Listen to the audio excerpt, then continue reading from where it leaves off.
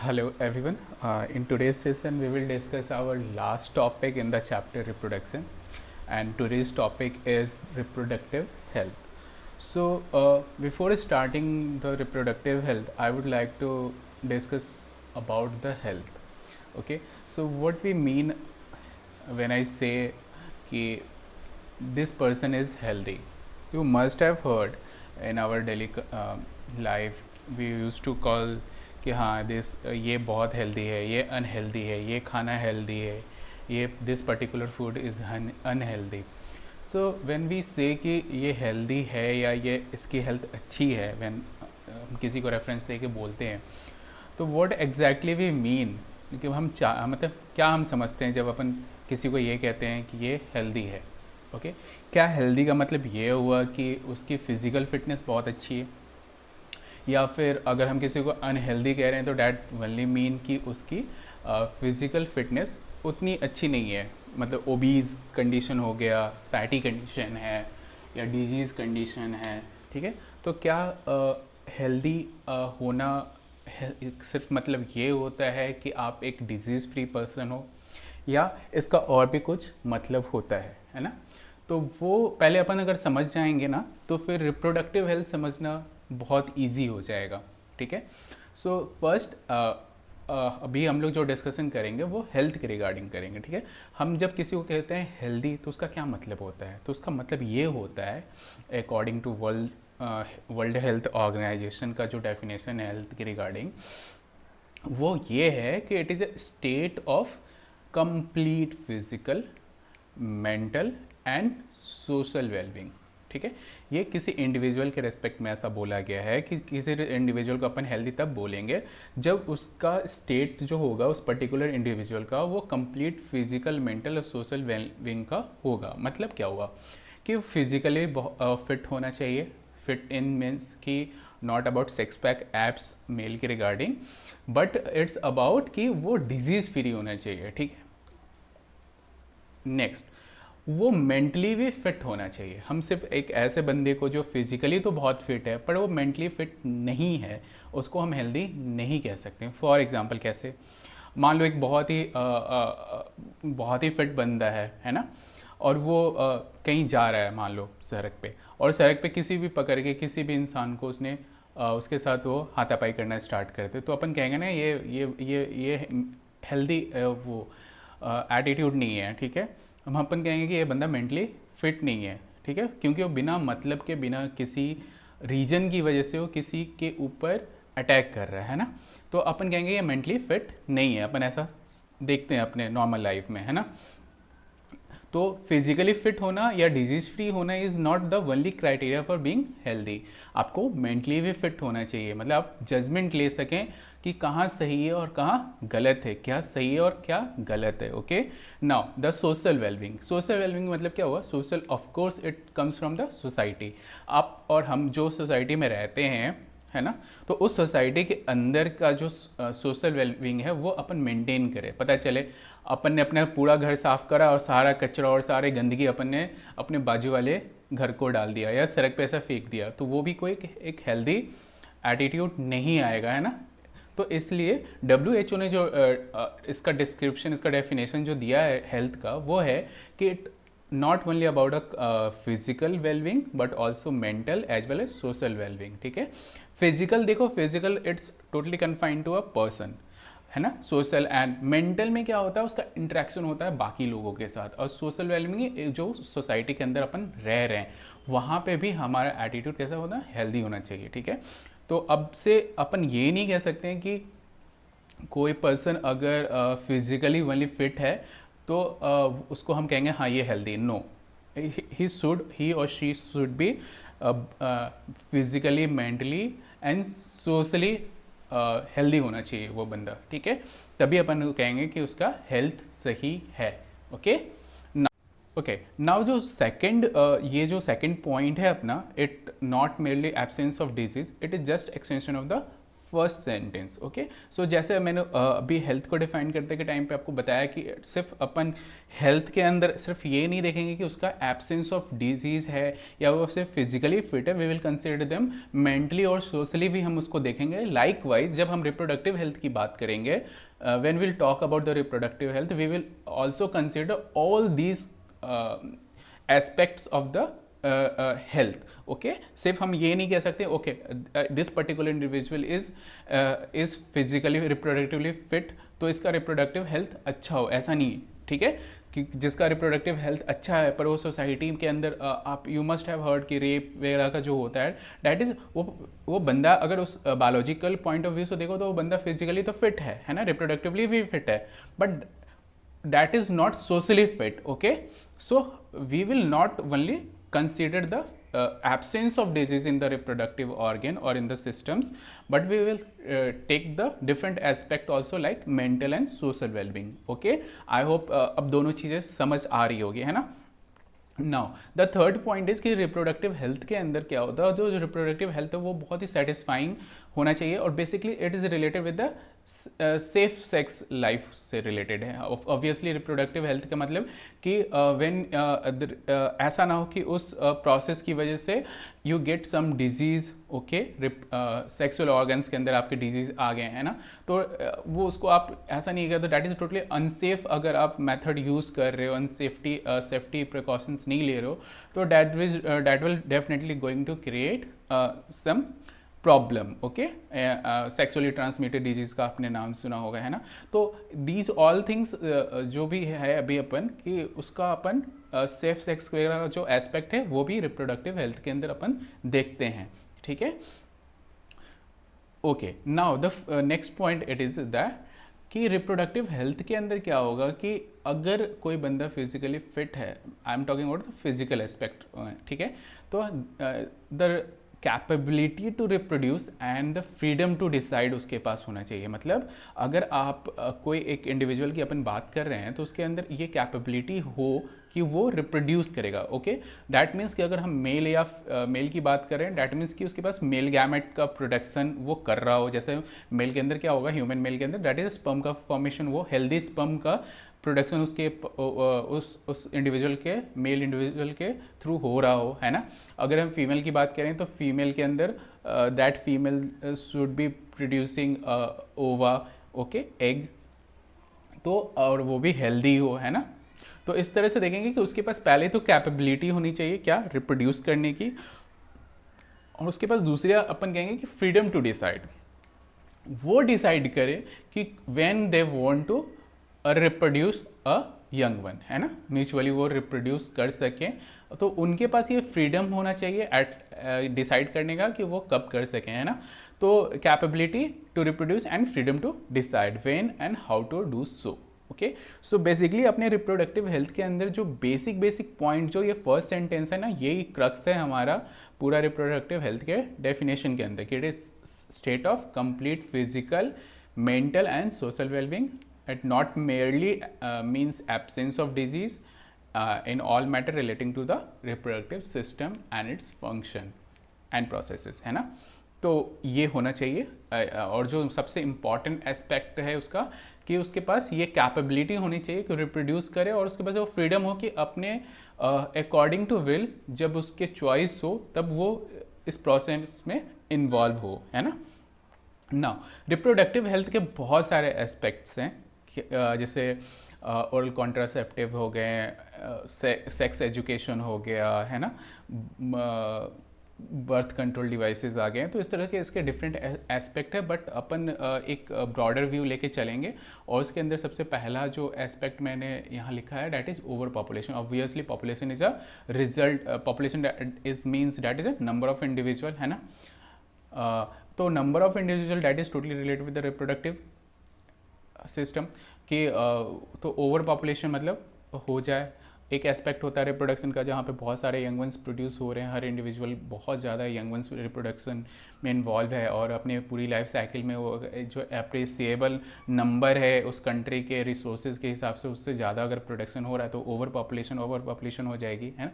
तो उसमें एक दूसरा जो आ जाएगा वो knowledge of S T Ds you must have heard, that is sex is full form is sexually transmitted disease, है ना, जो सेक्सुअल इंटरकोर्स के थ्रू, अनप्रोटेक्टेड सेक्स के थ्रू जो बीमारियां हो जाएंगी, है ना, तो वो सब आ जाएगा। Third one is the sex education. In India particularly we have nothing such as sex education, it is still taboo है अभी इंडिया के अंदर, है ना। We don't want to discuss this, we don't want to talk about it, है ना। तो ये it is hampering lot to the teenagers को, बहुत ज़्यादा दिक्कत हो रही है बिकॉज दे डोंट नो कि अगर उनको कुछ प्रॉब्लम है तो to whom they can speak, okay. तो it is one of the major cause जो कि आई थिंक अब धीरे धीरे ख़त्म हो रही है ना। Next one is the birth control devices. Of course contraceptive device आपने नाम सुना है ना। तो वो बर्थ कंट्रोल डिवाइसेस जैसे कॉपर टी, आईयूडीज़, है ना, वो सब हो गए। और and the next one is the prevention of sex abuses. तो ब्रॉडली जो हमारे सिलेबस में है we will discuss about that birth control devices, ठीक है। ये सारे एस्पेक्ट इंपॉर्टेंट बट अपने लिए नहीं है, तो अपन थोड़ा सा अपने नैरो करेंगे अपने डिस्कशन को towards the birth control devices, okay. बस एस्पेक्ट्स आपको पता होना चाहिए कि रिप्रोडक्टिव हेल्थ का कहाँ कहाँ इम्पॉर्टेंस आता है ना। तो ये अपन ने कर लिया। अब अपन स्टार्ट करेंगे birth control devices, okay. Okay, so starting with the method of birth control. क्या क्या मेथड आपको थोड़ा सा तो पता ही होगा ही ज़रूर, कुछ मेथड्स हैं बट अभी यहाँ एक सिस्टमेटिक वे में अपन करेंगे सबको। तो सबसे पहले तो समझते हैं कि what is birth control. Obviously एक लेमन टर्म में जो अपने को समझ में आ रहा है कि जो बर्थ को कंट्रोल करे, है ना, दिस वन, बर्थ को जो कंट्रोल करे डैट इज बर्थ कंट्रोल, है ना। पर ये क्या, it is a regulation of conception. Conception क्या होता है, इम्प्लांटेशन वाला पार्ट, है ना, जहाँ पे एक इंडिविजुअल यूट्रस कंसीव करती है ना। तो उस टाइम पे कॉन्सेप्शन का होता है। तो regulation of conception by preventive, it is preventive, okay. preventive measures or devices to control the number of offspring is called birth control. Obviously birth control basically क्या डील करता है कि ठीक है, एक रिप्रोडक्टिव एक्टिव इंडिविजुअल मतलब couple है और दे डोंट वांट कि एवरी टाइम वेन एवर जो उनका सेक्सुअल इंटरकोर्स हो उसमें एक बेबी, क्योंकि reproduction is the main purpose of sexual intercourse, you know. So वो नहीं चाह रहे हैं कि रिप्रोडक्शन ओवर पॉपुलेशन का खतरा है ना। Eight the same time resources very limited है फैमिली के पास, दे कांट कि वो बहुत सारा इंडिविजुअल्स को वो सपोर्ट कर सकते हैं, उनके बर्थ को, उनके ग्रोथ को, उनके डेवलपमेंट को। तो they want to restrict this number, है ना, कि जहाँ तक उनका अप्रिशिएबल है कि हाँ वो दो इंडिविजुअल, दो न्यू चाइल्ड को वो उनका रिसोर्सेज उनके पास है अवेलेबल, को उनको वो सपोर्ट कर सकते हैं। बट उसके बाद के जो प्रोसेस है वो जहाँ पे उस ऑस्प्रिंग के नंबर को इंक्रीज़ नहीं करना चाहते हैं, वहाँ पे उस पॉइंट पे ये बर्थ कंट्रोल मेजर्स का रोल प्ले होता है, ठीक है। Without hampering their sexual life they try to control, sorry not try, the method to control the number of offspring, है ना। तो वहाँ पे ये बर्थ कंट्रोल मेथड जो डिवाइसेस हैं या जो मेथड है वो इम्प्लाई होती है, ओके। तो it is a regulation of conception, ठीक है, बाय प्रिवेंटिव मेजर्स और devices to control the number of offspring is called birth control, ठीक है। इतना तो हो गया। अब जो कॉन्ट्रासेप्शन की अपन बात कर रहे थे इससे पहले, तो what is contraception, it is the avoidance of pregnancy. Pregnancy रोकने के वो सारे तरीके जिससे प्रेगनेंसी रुक सकती है ना, तो उसको हम कॉन्ट्रासेप्शन कहते हैं। कॉन्ट्रा मतलब अपोजिट, है ना, एंटी टाइप का। कॉन्सेप्शन से सेप्शन ही आया है ना, तो दो term contraception, avoidance of pregnancy, pregnancy रोकने का वो सारे मेथड जिससे प्रेगनेंसी रुक सकती है उसको अपन कॉन्ट्रासेप्शन कहेंगे। ठीक है, तो बर्थ कंट्रोल का जो मेथड है वो है कॉन्ट्रासेप्शन, और कॉन्ट्रासेप्शन का मतलब है avoidance of pregnancy. Now methods, अब कॉन्ट्रासेप्शन के अंदर ब्रॉडली हम 5 मेथड डिस्कस करेंगे। Let's start with the first method. First method is a barrier method, है ना, barrier method. Okay, now barrier method में क्या होगा, ऑफकोर्स जैसे नाम से पता चल रहा है it is a physical method. हम अपन फिजिकल मेथड है जहाँ पे we use a physical means to control the interaction between the sperm and ova. ठीक है, that is male sperm release करेंगे, ओवा, अगर उन दोनों के बीच में इंट्रैक्शन को अपन रोक देते हैं तो फर्टिलाइजेशन रुक जाएगी ऑब्वियसली। जब फर्टिलाइजेशन होगा ही नहीं तो जायगोट बनेगा नहीं और उसका इम्प्लांटेशन नहीं होगा, तो ऑब्वियसली वी आर इनडायरेक्टली अपन क्या कर रहे हैं, अपन अपन क्या कर रहे हैं, अपन कंट्रोल कर रहे हैं नंबर ऑफ ऑफस्प्रिंग को, यानी कि अपन क्या कंट्रोल कर रहे हैं, अपन फर्टिलाइजेशन। बैरियर मेथड का अगर कोई आपसे पूछे कि व्हाट इज़ द, आप ये कैसे कॉन्ट्रासेप्शन में हेल्प करता है, तो ये प्रिवेंट करता है फर्टिलाइजेशन को, है ना। ओके, तो it is a physical method again, और इसका एग्जांपल अपन मेल जो यूज़ करते हैं फिजिकल मेथड के लिए वो होता है कॉन्डम। कॉन्डम कैसा होता है, इलास्टिक होता है, नॉन पोरस होगा। ठीक है, अगर पोरस हो जाएगा तो फिर स्पर्म का लीकेज का उसमें होगा। तो मेल के स्पर्म रिलीज हो जाते हैं but they don't able to cross go through the cervix, vagina के थ्रू सर्विक्स या यूट्रस तक नहीं जा पाते हैं, इनफैक्ट फैलोपियन टिप तक उनका नहीं जाना हो पाता है, और फर्टिलाइजेशन इस तरह से रुक जाती है ना। That is the male use करते हैं, that physical method is known as condom. और फीमेल के लिए सर्विक्स के ऊपर होता है, that is a type of covering, जिसको सर्वाइकल कैप, एक और है सर्वाइकल कैप और दूसरा डायफ्राग्राम। मोस्टली सर्विक्स में यूज़ करते हैं, यूट्रस के आगे होती है सर्विक्स।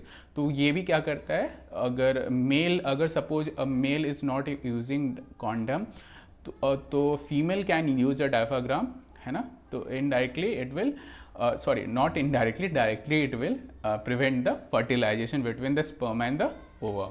तो आपने देख लिया बैरियर मेथड में, बैरियर मेथड के अंदर 3 पॉइंट्स हैं। फिजिकल मेथड होता है, दूसरा प्रिवेंट करता है फर्टिलाइजेशन को, that is the interaction between sperm and ovum, and of course there are example condom for the male, वो पेनिस के ऊपर होगी, and diaphragm for the cervix. हाँ, जो इम्पॉर्टेंट कुछ एक्स्ट्रा पॉइंट्स हैं इसके रिगार्डिंग मैं आपको बता दूं कि बैरियर मेथड में सबसे ये ना सबसे वर्स्ट मेथड है इन टर्म ऑफ फेलियर। सबसे ज़्यादा फेलियर इसके, मोर देन 30-40% फेलियर्स हैं, मतलब out of 100 times 40% it is a failure. ठीक है, due to the quality of condom और डायफ्राग्राम, और that is a leakage. Okay, so ये प्रेगनेंसी या फर्टिलाइजेशन प्रिवेंट करने में 100% ये बिल्कुल यूज़ नहीं होती है। And at the same time ये जो मेथड होते हैं barrier method, they are very cheap methods. Okay, again और उनका ना they don't need any expert to उसको यूज़ करने के लिए, they can be used by self. Okay, so ये इनकी फ़ायदा है कि ये चीप मेथड है, एवरीवन कैन यूज़ इट।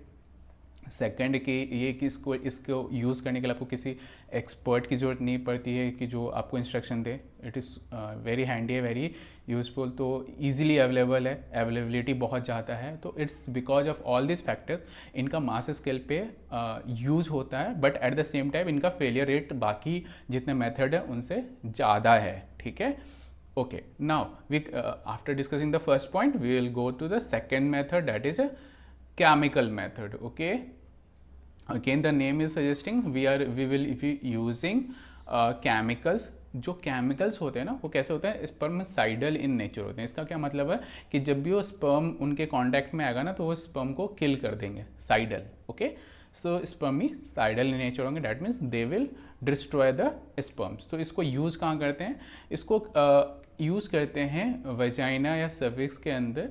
ठीक है, वहाँ पे उसके सरफेस पे यूज़ करते हैं कि सपोज अगर मेल ने कोई फिजिकल बैरियर यूज़ नहीं किया, फीमेल ने कोई नहीं यूज़ किया फिजिकल बैरियर, तो उसने ये केमिकल थिंग को अपने uterus, sorry vagina and cervix के अराउंड यूज़ वो अप्लाई करेंगे।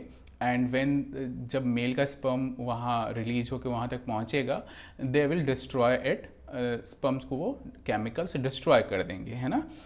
तो इट बेसिकली क्या करते हैं, it makes the vagina and the cervix unfavourable for the sperm के सर्वाइवल के लिए, ठीक है।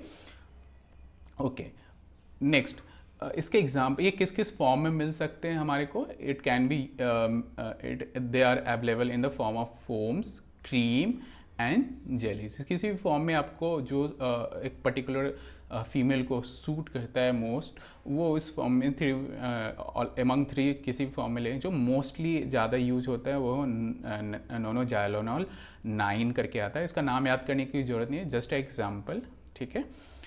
ये तो ये एक एग्जाम्पल हो गया। हमने अभी तक 2 मेथड देख लिया, physical that is barrier method and chemical method. Chemical method के अंदर अगेन ये क्या कर रहा है, प्रिवेंट कर रहा है फर्टिलाइजेशन को, है ना। ये स्पर्म को डिस्ट्रॉय कर रहा है, तो बेसिकली क्या कर रहा है, इंट्रैक्शन रोक रहा है ओवा के साथ, एग के साथ स्पर्म का, तो ये भी फर्टिलाइजेशन को प्रिवेंट कर रही है ना। समझ में आ रहा है ना। Okay, now we will move towards the third method, है ना। तो third method is very famous method, बहुत ज़्यादा इसका नाम आप लोगों ने सुना ही होगा, it is IUD, है ना। IUD, what IUD stand for, it stand for intrauterine devices, यानी कि यूट्रस के अंदर, इंट्रा है ना, दैट मीन्स अंदर, है ना। यूट्रस के अंदर जो डिवाइस जाता है, रखते हैं अपन, उसको कहते हैं IUDs, ठीक है। अच्छा, next, they can B of made of plastic, और प्लास्टिक के बने हो सकते हैं, copper, of course you may have heard copper T, है ना। तो टी शेप्ड का होता है और कॉपर का बना होता है, डैट इज कॉपर टी, है ना। कॉपर के बने हो सकते हैं, और SS के बने हो सकते हैं, that is stainless steel, okay. So these are they can be made of any of 3. Now it is inserted into the cavity of uterus, as it is known as intrauterine devices. So it must be in the within the space of the uterus, वहाँ पे ये uterus के अंदर इनको उसकी cavity में insert किया जाता है। तो ये खुद से नहीं हो सकता है, ठीक है। नेक्स्ट, ये अगर दे IUDs को कोई खुद से ऐसा नहीं हो कि मार्केट से खरीद के लाया और खुद से इंसर्ट कर लिया, no, they can't be, they need surgical process. तो एक्सपर्ट के जो एक्सपर्ट होते हैं उनका यहाँ पे ज़रूरत होता है, जैसा डॉक्टर्स, है ना। तो डॉक्टर्स इसमें करेंगे। दूसरा, it is a costlier process, of course barrier method बहुत ही सस्ता, चीप, इजीली अवेलेबल है, बट और वहाँ पे सेल्फ एडमिनिस्ट्रेशन होता है। लेकिन IUDs में हम सेल्फ एडमिनिस्ट्रेशन कोई इंडिविजुअल नहीं कर सकता है, they will need an expert for it, और it is a costly method, okay. Okay, so what it will do, it will stop fertilization और it will prevent fertilization as well implantation. ये दोनों को, ये आपको बिल्कुल याद रखना चाहिए कि हाउ IUDs वर्क्स। इवन जितने भी मेथड्स हैं ना, आप उनके एग्जांपल्स और उनका याद रखना कि ये कैसे मतलब उनका बेसिक रोल क्या है, वो क्या करते क्या है। तो अपने को अभी तक अपन ने फर्टिलाइजेशन देखा था, रोग प्रिवेंट कर रहे हैं फिजिकल मेथड में। IUDs में वी आर सीइंग कि it is preventing implantation and fertilization. Of course आपको लग रहा होगा कि ये इम्प्लांटेशन कैसे प्रिवेंट करता है, वो भी एक्सप्लेन कर दो, बट वो हमारा फिर +2 का कोर्स में आ जाता है सिलेबस के अंदर, तो we will not go in that depth, ठीक है। तो इम्प्लांटेशन और फर्टिलाइजेशन को प्रिवेंट करता है, हमको इतना ध्यान रखना है, ओके। नाउ IUDs के साइड इफ़ेक्ट्स बहुत ज़्यादा हैं, ओके। IUDs के साइड इफेक्ट्स बहुत ज़्यादा, 1-2 साइड इफेक्ट मैंने यहाँ लिया है, आप ऐसा कोई that is not mandatory to remember, आप देख लो, ऐसे बहुत ईजी है। एक तो ये एक्सेसिव मेंस्ट्रुअल ब्लीडिंग बहुत ही कराती है ना। और एक और होता है PID infertility, that is pelvic inflammatory disease. You don't need to remember any of it, but just for sake कि आप कभी ऐसा क्यूरियोसिटी है तो यू कैन गूगल इट और आपको मिल जाएगा काफ़ी कुछ, है ना। So now we will discuss our next method, that is hormonal method, okay। और hormonal method के अंदर primarily जो बहुत ही famous जो method है वो है oral contraceptive pills की, है ना। इसके ads वगैरह भी आपने देखे होंगे, है ना। So let's discuss कि how it works, oral contraceptive pills कैसे काम करते हैं, okay। now तो तो जो हमारा इसके अंदर टॉपिक है that is birth control pills and oral contraceptive pills. Now जो भी ओरल कॉन्ट्रासेप्टिव पिल्स होते हैं उनके अंदर दो जो सबसे इम्पॉर्टेंट हार्मोन्स होते हैं उनके कॉन्स्टिट्यूएंट में, वो होते हैं एस्ट्रोजेन और एंड प्रोजेस्ट्रॉन। ओके ठीक है, तो आइदर ये एक ही पिल्स के अंदर दोनों प्रेजेंट होंगे कॉम्बिनेशंस के अंदर, या फिर दोनों इंडिविजुअल पिल्स में हमको मिलेंगे। ठीक है, तो what they do, you must have heard about the FSH and LH hormone, that is follicle stimulating hormone and luteinizing hormones। तो क्या होता है कि जब भी ओवल्यूशन होता है, you know ovulation is the process of release of egg from the ovary. एक बार एग ओवल्यूशन होगा, एग बाहर आएगा, तभी तो फर्टिलाइजेशन का सिचुएशन आता है फैलोपियन ट्यूब के अंदर, है ना। तो ओवल्यूशन कब होता है, जब FSH और LH का ना जो अमाउंट है वो काफ़ी ज़्यादा हो जाए। जब FSH एंड LH का लेवल नॉर्मल लेवल से बहुत ज़्यादा होता है, उस टाइम पे एक LH सर्ज करके एक वर्ड आती है। खैर वो सब +2 में है, तो अपन बस सुपरफिशियली इनको ले रहे हैं ताकि अपने को समझ में आ जाए कि आखिर वो प्रोसेस होता क्या है ना। तो बेसिकली क्या होता है कि जब अगर 28 डेज का साइकिल अगर किसी फीमेल के अंदर है, तो ऑलमोस्ट ऑन अप्रॉक्स 14 डेज के अप्रॉक्स ओवुलेशन होता है। तो उस 14 डेज से पहले यानी कि 11, 12, 13 डेज में उसके FSH एंड LH के लेवल बहुत ज़्यादा इंक्रीज़ हो जाते हैं, और वहाँ पे एक LH सर्ज होता है, बहुत ज़्यादा इंक्रीज होगा LH, है ना। तो उस FSH LH इंक्रीज होने की वजह से ओवरी से जो एग है वो बाहर आती है, तो उस प्रोसेस को अपन कहते हैं ओवुलेशन। ठीक है, अभी क्या होता है कि एस्ट्रोजन एंड प्रोजेस्टेरॉन का लेवल, है ना, जो है ना, हम ओरल कॉन्ट्रासेप्टिव पिल्स के अंदर हम एस्ट्रोजन एंड प्रोजेस्टेरॉन क्यों दे रहे हैं, ठीक है, तो इसके पीछे एक रीज़न है ना। तो ये क्या करता है कि एस्ट्रोजन एंड प्रोजेस्टेरॉन जो होता है, जब इनका लेवल इंक्रीज हो जाता है, आप बाहर से दे रहे हो पिल्स के अंदर, तो ऑब्वियसली जब ये बॉडी के अंदर जाएगा तो ये एस्ट्रोजन और प्रोजेस्टेरॉन जो पिल्स हैं वो एस्ट्रोजन और प्रोजेस्टेरॉन को ब्लड स्ट्रीम में रिलीज कर देंगे, है ना। तो जो नॉर्मल एस्ट्रोजन और प्रोजेस्टेरॉन का लेवल है पिल्स लेने के बाद वो काफ़ी ज़्यादा इंक्रीज हो जाएगा, है ना।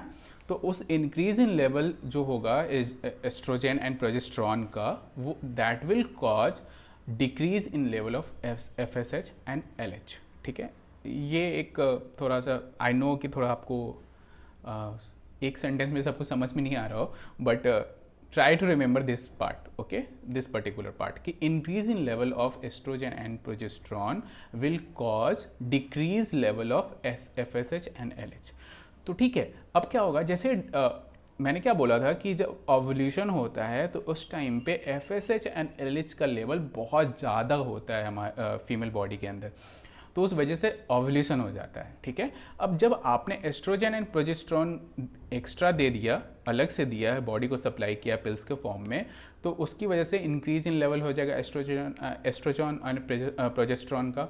अब वो इंक्रीज इन लेवल की वजह से बॉडी को क्या लगता है कि ओवुलेशन हो चुका है, तो उस वजह से वो क्या करती है कि डिक्रीज कर देती है level of FSH and LH। मतलब आपने बॉडी को बेवकूफ़ बनाया एक्चुअली में, ठीक है, आपने उसको अलग से बाहर से एस्ट्रोजन और प्रोजेस्टेरॉन प्रोवाइड करके बॉडी को ये दिखाया कि आपके अंदर नेचुरली एस्ट्रोजन और प्रोजेस्टेरॉन का लेवल इंक्रीज हो गया है। जब वो बॉडी देखती है कि अच्छा इंक्रीज हो गई है, तो वो क्या करती है कि FSH और LH का लेवल डिक्रीज कर देती है, यानी कि ओवुलेशन वाला जो कंडीशन आना चाहिए था अब वो नहीं आएगा, क्योंकि डिक्रीज हो गया है FSH एंड LH का लेवल। तो बेसिकली आपको ये याद रखना है कि जो अब बर्थ कंट्रोल पिल्स होते हैं they will stop the ovulation. उनका काम क्या होता है, वो ओव्यूलेशन को रोक देते हैं। ओके, ठीक है, सो इजी ना, ज़्यादा कुछ इसमें तो नहीं था समझने का, बस एक बार हार्मोनल के लेवल्स के ऊपर नीचे का क्या असर होता है, उसके इफेक्ट्स क्या होता है, अगर अपने को पता है then it's so easy. Okay, now we will discuss the last method, that is the surgical method. Okay okay, so now what surgical methods के अंदर the first point is very important point. Surgical method, you know, surgery के through जो अपन करेंगे, है ना, it is a permanent method. What do you mean by permanent method? मतलब कि एक बार जो हो गया वो वापस से रिवर्स नहीं हो सकता है, ठीक है। इसमें अभी से पहले हमने जितने भी मेथड्स को हमने देखा था, अगर हम वहाँ पे पिल्स लेना बंद कर दें तो वापस से चीज़ें नॉर्मल हो जाएंगी। अगर अपन फिजिकल बैरियर को हटा दें तो फर्टिलाइजेशन हो जाएगा। अगर हमने केमिकल बैरियर को हटा दिया तो भी फर्टिलाइजेशन हो जाएगा। तो वो सारे मेथड तभी तक अप्लाई कर रहे थे जब तक हमारी बॉडी में वो चीज़ें हम यूज़ कर रहे थे, या आईयूडीज यूज़ कर रहे हैं। अगर हमने सर्जिकल अगर रिमूव करवा दिया वापस से आईयूडीज, तो वापस से इम्प्लांटेशन और फर्टिलाइजेशन हो जाएगा, है ना। तो वो सारे मेथड क्या थे? रिवर्सिबल मेथड थे, दे कैन बी रिवर्स्ड, ओके। वो हमारे विल पावर पे थे कि हम कब तक अपने बर्थ कंट्रोल जो है उसको अप्लाई करना चाहते हैं, है ना। तब तक अपन यूज़ करेंगे, और जिस दिन नहीं करना चाहते हैं उस दिन से उसको यूज़ करना बंद कर दिया, ठीक है। तो वो क्या हो गया? that those methods are a sort of reversible method, they can be reversed. But when we come to the surgical method, it is a permanent method, that means it can't be reversed. एक बार जो कांड कर दिया उधर, वो फिर वापस नहीं आना है, ठीक है।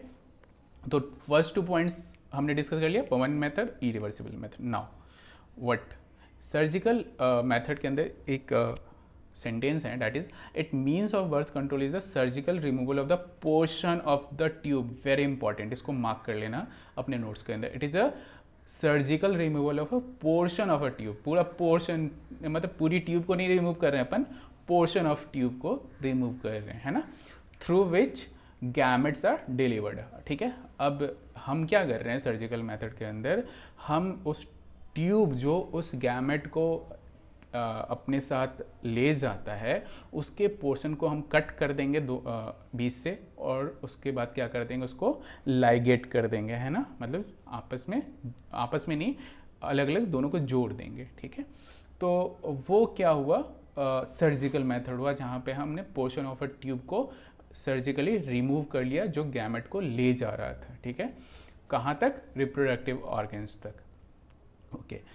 सबसे अच्छी बात क्या है सर्जिकल मेथड का, जो आपको समझ में आ रहा होगा कि इसका फेलियर रेट ऑब्वियसली 0% है, क्योंकि इसमें क्या हो रहा है? आप इसमें ऐसा परमानेंट सॉल्यूशन आपने कर दिया, ट्यूब ही कट कर दिया जहाँ से जाए गैमेट, तो फेलियर क्या होगा इसमें, है ना। ये तो 100% ही होगा, है ना।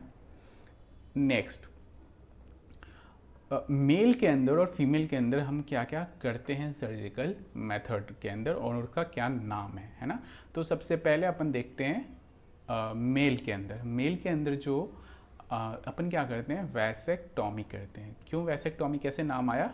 Was removal of portion of vas deferens. याद करो, टेस्टिस से बाहर लेके कौन आता है ना, और सेमाइनल वेसिकल्स तक, तो उस वाले पोर्शन को अपन कट कर देते हैं। इसलिए मेल्स के अंदर इसको कहते हैं vasectomy, that is the removal of portion of vas deferens. And female के अंदर इसको कहते हैं, 2 नाम से जानते हैं, दैट इज़ ट्यूबेक्टॉमी, ठीक है। It is BEC, okay, tubectomy, और ट्यूबल लाइगेशन। यहाँ पे अपन क्या करते हैं? It is a removal of a section of each of the 2 fallopian tube. You remember there is a 2 fallopian tube on both side, ठीक है, यूट्रस के। तो हम उन दोनों फैलोपियन ट्यूब के अंदर एक सेक्शन को, छोटे छोटे सेक्शन को कट कर देते हैं, फिर लाइगेट कर देते हैं। तो फीमेल के अंदर अगर सर्जिकल मेथड की बात हो तो that is tubectomy, and male के अंदर हो तो वैसेक्टॉमी। और इसमें क्या करेंगे? वास डिफरेंस को कट करेंगे, एंड फैलोपियन ट्यूब का दोनों तरफ के फैलोपियन ट्यूब के कुछ पोर्शन को कट करेंगे अपन फीमेल के अंदर, that is known as tubectomy and tubal ligation, okay. So that's how it's complete the topic